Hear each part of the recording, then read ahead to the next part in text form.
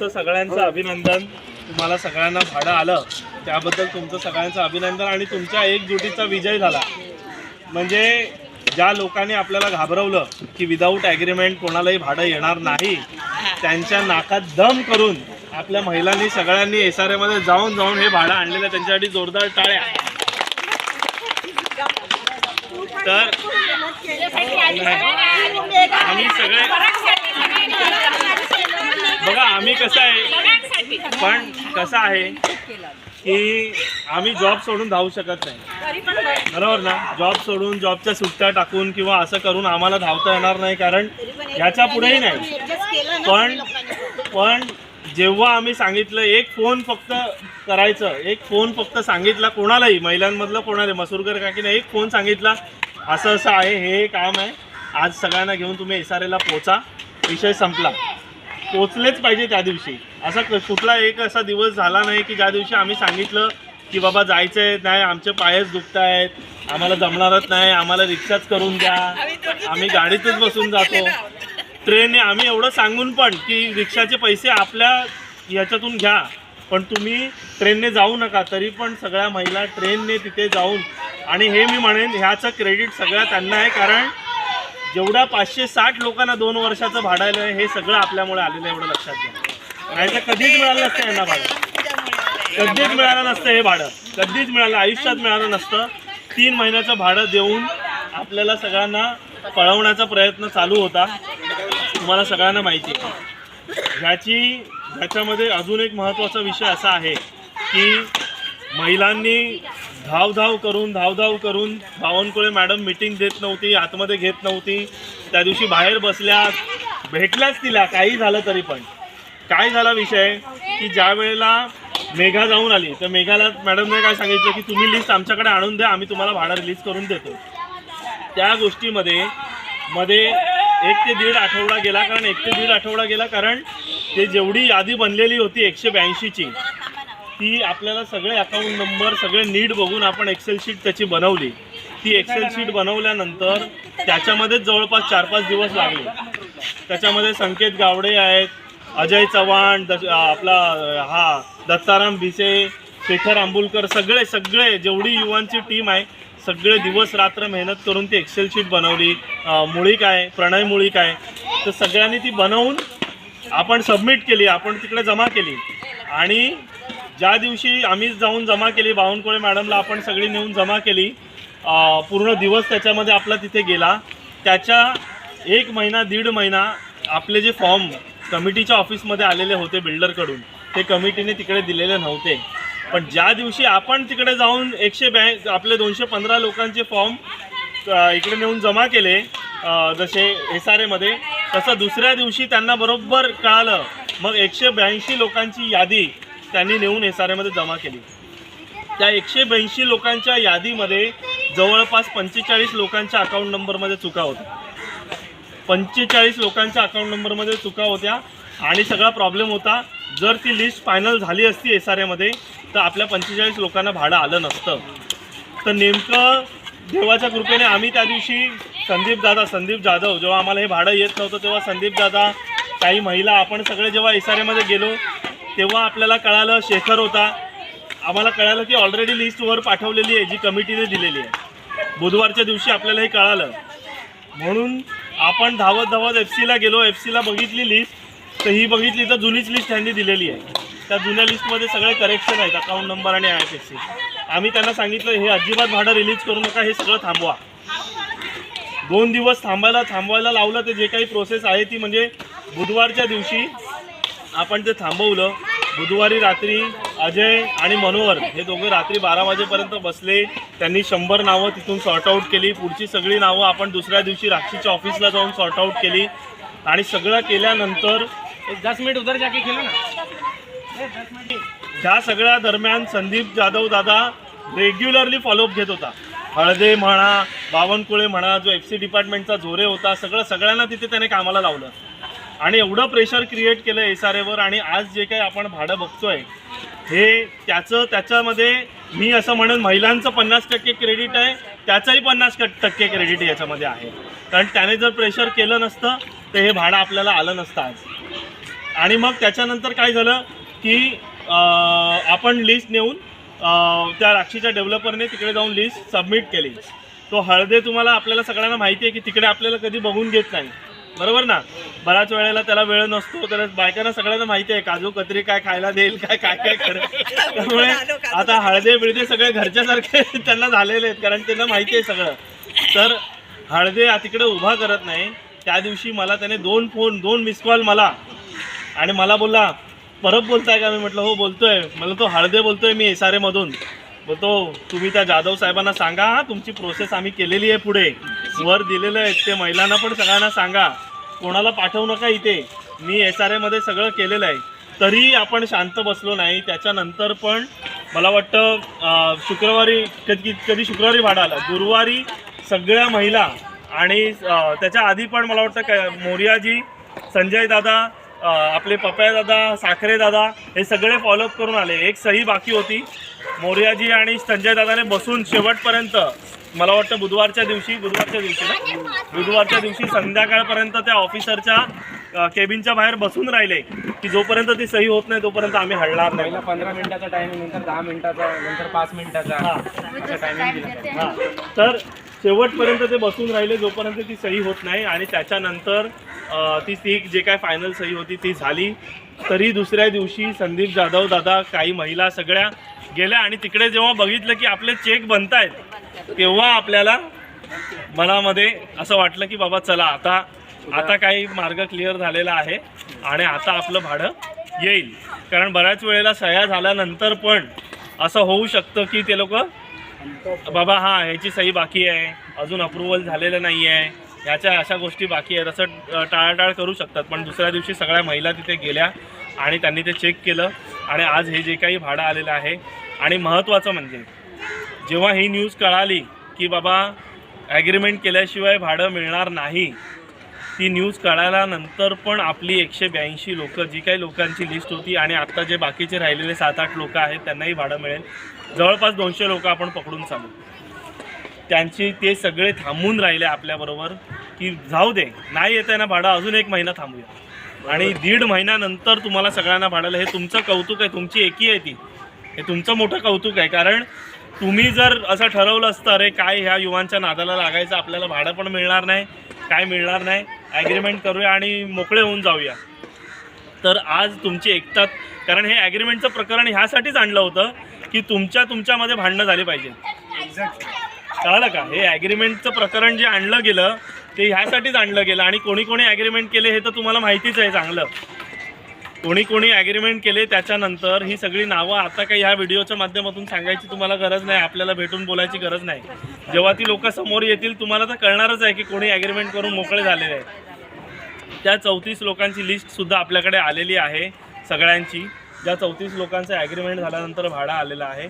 प्रत्येकाची काही ना काहीतरी परिस्थिती असेल, काय असेल ते त्यांनी त्यांचं ठरवलं आणि त्यांनी त्यांचं केलं. पण सद्गुरूंच्या कृपेने विषय असा झाला, मागच्या शुक्रवारी त्यांना भाडं आलं आणि ह्या शुक्रवारी आम्हाला भाडं. म्हणजे आपल्या एकतेचा विजय हा, बरोबर ना. फक्त एक आठवडा तुम्ही शांत राहिला असतात, संयम ठेवला असतात, तर आज आपण लढून पुढे आलो असतो. दुसरं या माध्यमातून बाकी कोणाला जर काही मत आपलं मांडायचं असेल तर आज आम्ही सगळ्यांना संधी देतोय की तुम्ही मांडा. जे काय आमचं मनोगत आहे युवांचं ते सगळं कंप्लीट झाल्यानंतर तुम्ही आपलं मत मांडा, सगळ्यांनी बोला, ज्यांना बोलायचं आहे त्यांनी आज. पण महत्त्वाचा विषय असा आहे त्याच्यामध्ये की सगळे आपण थांबलो, संयम ठेवला. आता असाच संयम ठेवून अपात्र आणि खरेदी विक्रीवाल्यांना जोपर्यंत भाडं मिळत नाही तोपर्यंत आपल्याला सगळ्या गोष्टी हे करून ठेवायच्या आहेत. लक्षात ठेवा. कारण असं कुठेच असं व्हायला नाही पाहिजे. आपल्याबरोबर जी लोक, अजय घारेंचं तर त्याच्यामध्ये नाव नव्हतं, त्यांनी लिस्ट चेक केली आणि ती लिस्ट बनवली. दोन पानं त्या लिस्टमधली त्यांनी आणि त्यांच्या मुलांनी दिवस रात्र बसून ते 2 लिस्ट बनवल्या. खरेदी विक्रीमध्ये नाव आहे, त्यांना भाडं मिळेल की नाही याची शाश्वती नाही आहे, पण त्यांनी आपल्यासाठी ती मेहनत घेतली. तर आपल्याला प्रत्येकाने आपल्यासाठी एवढी जरी मदत आपल्याला केली तरी आपण त्याचे ऋणी आहोत. त्यामुळे प्रत्येकाला तर आपल्याला त्यांच्या पाठीशी उभी राहून जोपर्यंत त्यांनाही भाडं मिळत नाही तोपर्यंत आपल्याला शेवटपर्यंत प्रयत्न करायचं. प्रत्येकाच्या लोकांना पहिलं मिळालंय मला आता पण दिलंच पाहिजे बिल्डर. हा दिलंच पाहिजे. आणि जोपर्यंत प्रत्येकाला घराचं घर मिळत नाही, जोपर्यंत प्रत्येकाला भाडं मिळत नाही, आपण शेवटपर्यंत सत्याच्या बाजूने आपण उभं राहू. हा, आणि आपण शेवटपर्यंत त्यांना मदत करू. दुसरा महत्त्वाचा विषय असा आहे की आता ही जी आपली एकता आहे, ही जी आज आपली एकी किंवा ही जी आपली जीत झाली, ही सगळी आपण एकत्र होतो म्हणून झाली. तर त्या संदर्भामध्ये ह्या महिन्यामध्ये आपण तारीखच लवकरच आपण एक 3-4 दिवसात डिक्लेअर करूया. आपली एक मोठी जनरल मीटिंग आपण लावूया, जशी प्रज्ञाबोधिनीमध्ये लावली होती. आपलं जे काय 14-1 हजार रुपये खर्च होतो त्या मीटिंगसाठी, पण तो करायला हरकत नाही असं मला वाटतं. त्याचं कारण असं आहे की जोपर्यंत आपली लोक एकत्र राहणार नाहीत, त्यापर्यंत पुढच्या ज्या गोष्टी आपल्याला एकत्र मिळून करायच्या आहेत त्या होणार नाहीत. कारण आता हे झालं, आता कमिटी काढण्याचं पुढचं टार्गेट आहे आपलं, बरोबर ना. कमिटी निघाली पाहिजे. आणि तुम्ही तर बघितलं की आपण कोणी असं सांगितलं नाही की बाबा कोणाचं महिलांचं अभिनंदन करा, संदीप दादाचं अभिनंदन करा, पण स्वतःच्याच अंगावर स्वतःचे पुष्प उधळून घ्यायचं कसं असतं हे कोणाच्या ग्रुपवर मेसेज आला तर तुम्ही बघितलात, बरोबर ना. ते तुम्ही सगळ्यांनी बघितला, अनुभव घेतला त्याचा, की बाबा स्वतःवरच पुष्पवर्षाव करून घेतला की बाबा ह्या लोकांमुळे काम झालं म्हणून. तर असं काही नाही आहे. हे सगळं क्रेडिट या सगळ्या महिलांचं आहे, आपल्या देवाचं आहे, परमेश्वराचं, जो आपल्या पाठीशी उभा राहिला आणि आपण सत्याच्या बाजूने होतो म्हणून आपल्या पाठीशी उभा राहिला. त्यामुळे ह्याच्यामध्ये कोणीही कुठेही असं म्हणजे युवांच्या टीममध्ये पण एवढं सगळ्यांनी तारीफ केली, सगळं केलं. आम्ही एकच मेसेज टाकला की कोणी हवेत जाऊ नका, बरोबर ना. नेहमी आयुष्यभर जेवढंही मोठे व्हाल, काही व्हाल, जमिनीवर राहायचं, सगळ्यांना रिस्पेक्ट द्यायचा आणि काम करायचं आयुष्यभर. त्यामुळे कधीही कोणी हवेत जायची गरज नाही की हे जे काही भाडं मिळालं ते आमच्यामुळे मिळालं असा काही विषय नाही. लोकांनी तुम्हाला सांगायला पाहिजे की हे भाडं तुमच्यामुळे मिळालं म्हणून. तुम्ही लोकांना सांगण्यापेक्षा लोक तुम्हाला हे बोलले पाहिजे. आणि हाच ॲटिट्यूड घेऊनच आपण पुढे काम करायचं आहे. उद्या आपली कमिटी जरी आली, त्यामुळे आम्ही केलं ह्या अशा विषयामध्ये कधीच आविर्भावात राहायचं नाही. हे लोकांचं काम आहे आणि लोकांच्या हिशोबानेच ते झालं पाहिजे, चांगल्या रीतीने झालं पाहिजे. त्याच्यामध्ये कोणालाही कुठेही स्वतःचं क्रेडिट घ्यायची गरज नाही. त्यामुळे तोही एक विषय आहे. तर लवकरात लवकर आपण ती AGMची तारीख पण डिक्लेअर करू. आणि त्या AGMमध्ये त्या संदीप दादाने एवढी आपल्याला मदत केली, त्याच तो कोणत्या पॉलिटिकल पार्टीचा आहे, काही आहे, त्याच्याशी आपल्याला घेणं देणं नाही. पण एक आपल्यातला स्लममधला मुलगा एक एवढा मोठा आज उद्योजक झाला, काहीतरी मोठं सगळं काम करतोय, तर आपल्याला त्याचा अभिमान आहे, बरोबर ना. कुठेही त्याने हे केलं नाही, तडजोड केली नाही, कुठेही नाही. त्यालाही फोन आले पण त्याने ते तडजोड केली नाही आणि आपल्याबरोबर शेवटपर्यंत भाडं मिळेपर्यंत उभा राहिला. तर आपल्याला त्याचा सत्कार करणं हे आम्हाला वाटतं की त्याची आपली जबाबदारी आहे. ते तुम्हाला काय वाटतं ना. कारण त्याला आपण बोलवू, त्याचा आपण जो काही आदर सत्कार मान सन्मान आहे तो चांगला करू. कारण होय आपल्याला मीटिंगमध्ये आपण प्रज्ञाबोधिनीचा हॉल बुक करू. आणि जर आता कोणाला आपलं मनोगत व्यक्त करायचं असेल, काही बोलायचं असेल तर तुम्ही व्यक्त करा. महिलांना कोणाला बोलायचं असेल, हां तुम्हाला काय कोणाला बोलायचं असेल तुम्ही बोलू शकता.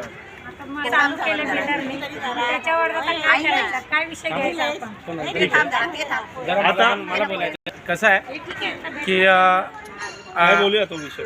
आज आपल्याला मला वाटतं विकासकला निवडून 1 वर्ष होऊन गेला, बरोबर आहे. 1 वर्षापेक्षा जास्त गेला. पण जर आपण 8 महिने पाठी गेलो तर लोकांच्या मनात एक भीती होती की हा प्रोजेक्ट होईल की नाही, भाडं मिळेल की नाही. कारण का प्रत्येक लोकांच्या मनात 729च्या डोक्यावरती ना कर्ज होतं. कुठलं? NCLTचं. ते NCLTचं कर्ज ज्या डोक्यातून आणि मनातून काढलं तर कोणी काढलं?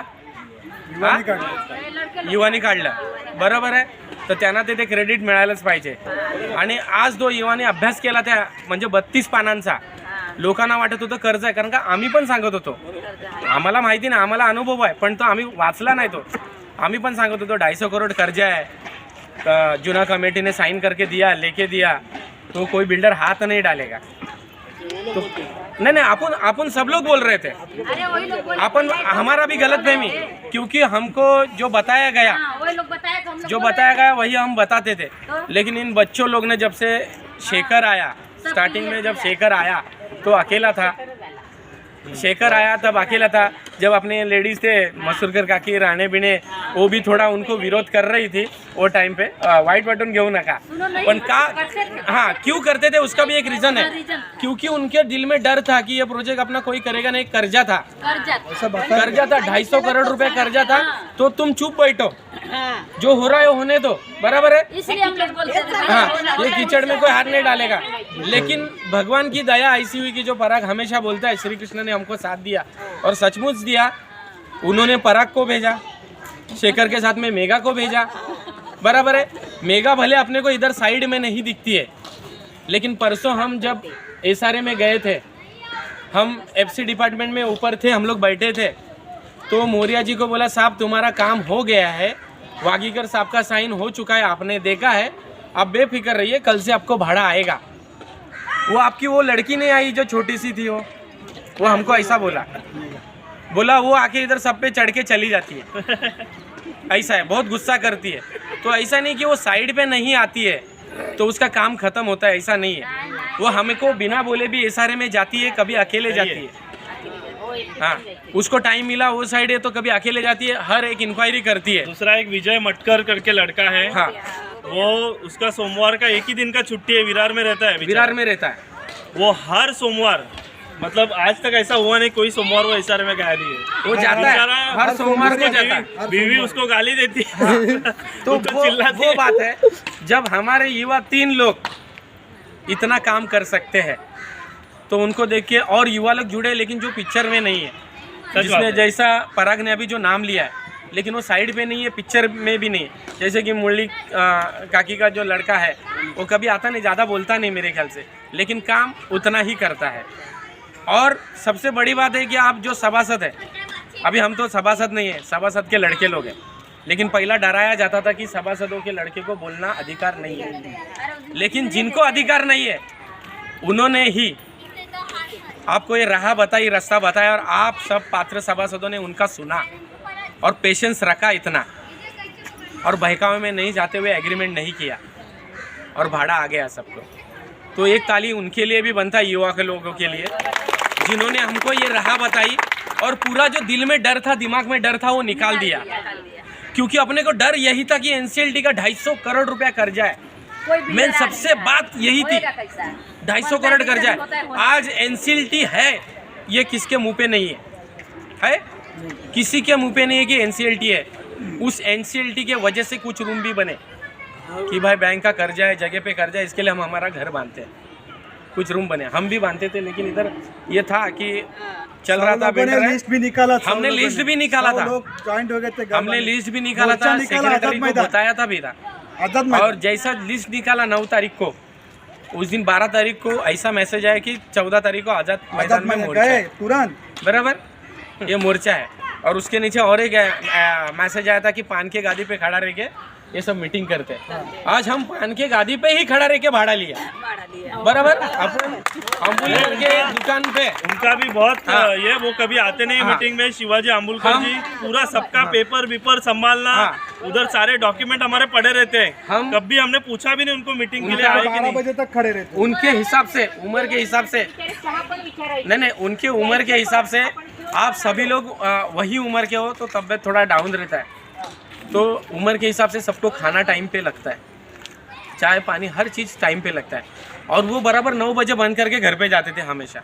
लेकिन हमारा जब काम रहता तो 11 बजे तक रुकते थे उधर बराबर अजय 11 बजे तक रुकते थे हमारे लिए रुकते थे और चाय भी पूछते थे हाँ अभी पान नहीं पूछते अपने को हाँ लेकिन चाय पूछते हैं जरूर तो इन्होंने भी साथ दिया और फिर मैं कहता हूँ कि ये जो मौर्या जी है आज मेरे ख्याल से 80 साल के हो गया जब हम FC डिपार्टमेंट से नीचे आए तो मेरे ख्याल से पराग को एक बार फ़ोन किया उन्होंने हम नीचे आए थे मैंने गाड़ी स्टार्ट किया बोला बैठो पराग से फ़ोन चालू था लेकिन पराग ने एक बोला कि भाई अपना कितने जन का लिस्ट तुमने देखा क्या आपने तो देखा कि वागीकर साहब का साइन हो गया तभी तुम नीचे आए लेकिन कितने लोगों का लिस्ट है देखा क्या बराबर यही बात चालू थी तो बोले ठीक है मतलब झुक के बोले कि हाँ मैं जा रहा हूँ देखने के लिए इंसान अगर मैं जा रहा वापस मैं गाड़ी स्टार्ट किया था मैं बंद किया मेरे को बोलते कि चलो वापस देख के पराग जी बोल रहे कि कितने जन का लिस्ट है मैं बोला मौर्या जी आप जाके आओ ना मैं थक गया ठीक है मैं जाता हूँ वो अकेले जाके वापस दोबारा जाके वापस आए